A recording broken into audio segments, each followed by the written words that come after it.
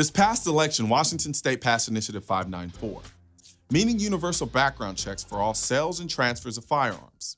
Yeah, you heard right, transfers. I'm almost positive a good number of people voted yes on this amendment, thinking it only applied to sales. You have megalomaniac billionaires like Bloomberg and Bill Gates who threw millions behind what they're trying to convince the world is common sense gun legislation. So common sense that it takes 18 pages to explain it.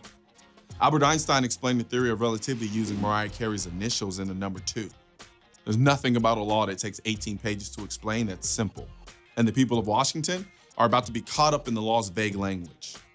Under I-594, you can be a law-abiding soccer mom one minute and then a full-blown criminal the next. Say someone tried to kick in your door the other day while you were home with your kids. So you went and bought a Glock. When your friend hears about what happened, she starts to think about buying a gun to protect her kids too. If you hand her the unloaded Glock so she can get a feel for it, that's an illegal transfer, and you are now a criminal. Please, someone tell me the last time a soccer mom went on a mass shooting rampage with the gun she bought without a background check. God help people like me in Washington who try to teach a cute girl who lives alone how to shoot a gun with one they own. Now, they have to take her to an FFL dealer, get a background check, pay tax and transfer fees, and then after they're done, they have to go back and do it all over again to transfer the gun back. Miss any steps along the way, and you're now a criminal. Then there's the awesome father who wants to help clean his son's rifle. As soon as the son hands his father the rifle, both the son and father both become criminals. Because under I-594, if the son hands his father the rifle without going through the background check and transfer requirements, both the son and father become criminals. Wait, I'm not finished. Under this law, if I had a girlfriend whose stalker broke into her apartment earlier that day and I gave her a gun that night in case he came back, that's a crime. And when the stalker was finally caught and taken to jail, my sweet girlfriend gives me the gun back, that's another crime. This actually happened to me. Thank God it was in Texas. Then there's the poor widow whose husband just died and had a large collection of guns.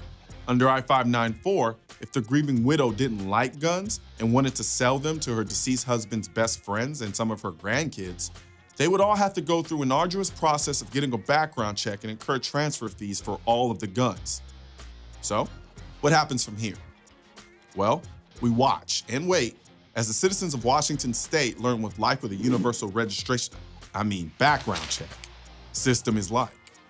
We'll watch as the good people of Washington State flirt with criminality.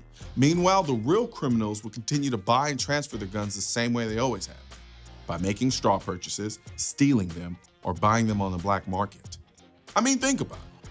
Even if you force every single gun purchase to go through a background check without exception, what's to stop criminal Joe from sending his girlfriend Kim into the gun store so that she gets the background check and have her walk out with the guns just to give to him so he can go and sell them on the black market? That's right, nothing. But hey, let's two-step in the name of love because we created a feel-good law that has the prohibitive ineffectiveness of a condom with a hole in it. The best thing we can do as gun owners to stop this thing from spreading to other states is to keep an eye on it. Publicize it every time this law turns a law-abiding citizen into a criminal. Share it on social media. Don't turn your eyes away from Washington State, and don't give up on the good people who live there. In an attempt to make gun owners look like they're being unreasonable, anti-gunners will say things like, "No one's coming to try to take your guns."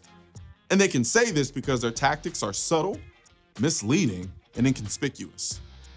Ballot initiatives like I-594 is nothing more than a Trojan horse. Unfortunately, these initiatives will begin to sweep across the country as a way to chip away at our Second Amendment rights.